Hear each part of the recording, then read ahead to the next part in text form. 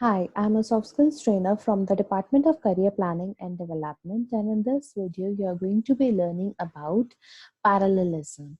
Now, what is parallelism? And parallelism is basically the use of components in a sentence that are grammatically same, similar, or of the same sound, meaning, or meter. Okay, so basically, parallelism are found in literary works as well as it is used on regular basis in the ordinary conversations. Now, the usual examples that from which you can understand or which you can take your reference from of parallelism is like father like son. So in this particular sentence, in this particular phrase, we have used like and like to tell the degree of the relation, like father like son. Okay, now parallelism, what is parallelism in grammar, and what we need to understand over here is that sentences are easier and more pleasant to read if they are going to agree in the grammatical structure. Okay, so if we are talking about, we are considering different sentences together, or even if we are looking into one sentence, and if there are multiple nouns or multiple objects are talked of, or even if multiple verbs or adjectives are used in the sentences, so they need to be in the same order. So that is known as a parallelism.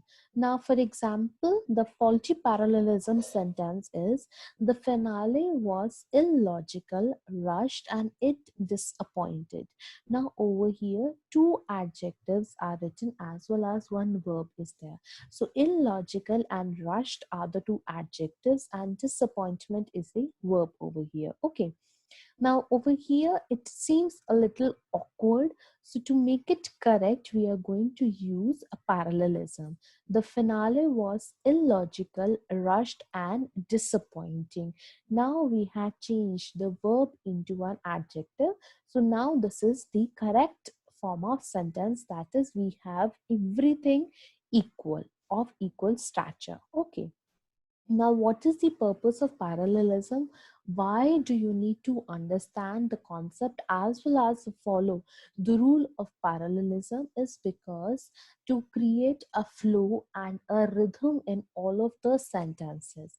It is mostly used by the orators to simplify the structure of sentences, as well as it makes it makes sentences more effective and more appealing to the audience, as well as the writer wants to, if the writer wants to emphasize the relationship between two or more ideas, then also the concept of the structure of parallelism is used. Okay, so these are the reasons why parallelism is used in the writing. Now, how to use parallelism correctly? Now, we are going to focus on the different steps or the different methods that we are going to understand that we can easily use to use parallelism correctly. And in your exams, also in your competitive exams, the questions that are related to omission and error. So, over there, parallelism is also going to be helpful for you to find out error in the sentences. Now, the first one is that imagine each sentence as an equation, and that has to be balanced. So, everything in the equation, everything in the sentence needs to be balanced. Okay, like the way we had used the first example over there, two adjectives were written with one verb. So we need to balance it out, and then we need to use either three verbs or three adjectives. In the same way, an example is written over here. Sarah loves her cat, that is a noun, her soft blanket, again a noun, and to watch TV. So this is an infinitive verb that is used. So the balance is not there, it is off balance. So we are going to correct it in a way. Sarah loves her cat, her soft blanket, and TV. So in this way, all the three nouns are there in the sentence. So we have balanced everything out.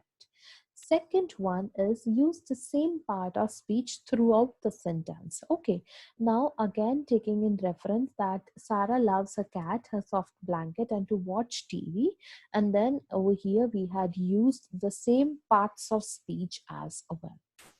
Next is use parallelism on either side of the conjunction. Okay, so if there's a conjunction in the sentences, so what you need to do is like understand that with the help of an example. So flying is much faster than to drive. Now flying is a gerund over here because the flying, the verb plus ing form is known as gerund and it is used as noun in the sentence. Okay, so flying is gerund over here than to drive. So to drive is in the infinitive form after than. Than is the conjunction over here. Okay.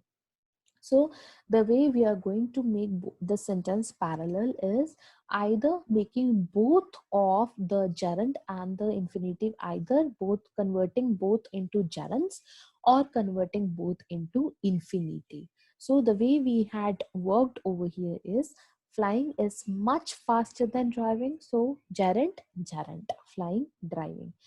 Or we can convert both into infinitive is to fly and to drive. So whenever we add another to in front of the verb, so then that becomes the to infinitive, and that becomes the infinitive form. Okay, this is about the conjunction rule. Okay, next is match up the parts of speech when comparing and contrasting the items. So this is again that we had used that flying and then we are comparing between the two different things. Now be consistent when listing items in a series. Now over here we are creating a kind of a list. So what are we need to focus on is Kate is fast, efficiently, and courteous. So these are the three things that we are referring to Kate. So again, we need to put it to a proper series.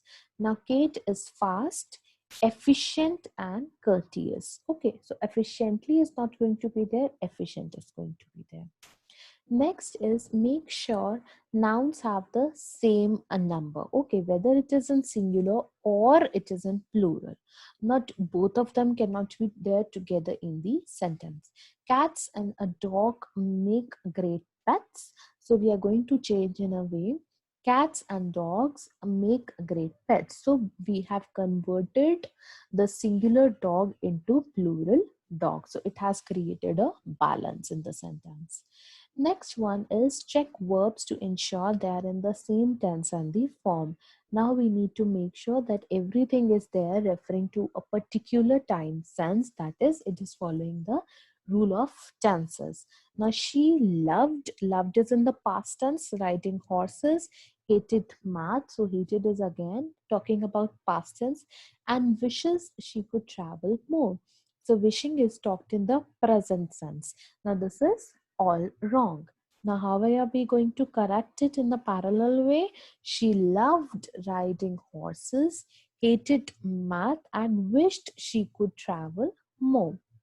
So everything we had put over here in the past tense itself. Now these were the all of the rules that we can, or the methods that we can use for finding different parallelism errors, as well as if we are going to come across to different parallelism errors, so then we can correct it. We need to focus on the tenses of the sentence, as well as we need to see that whether all the nouns or the objects that are mentioned over here, they need to be in the same form, that is same like the similar part of speech, adjective adjective adjective, or verb verb verb, or noun noun noun, either in the gerund form or in the to form, or you need to make sure that all singulars are there or all plurals are there. Okay, so these are the things if you're going to keep in your mind, so everything is going to be good for you. You'll be able to easily focus on the parallelism, and then you'll be able to find out errors, as well as not only you'll be able to find out errors, but then also your sentences are going to be more effective and more structured. I hope you have understand everything in this video, and you're going to learn more about parallelism by solving different questions.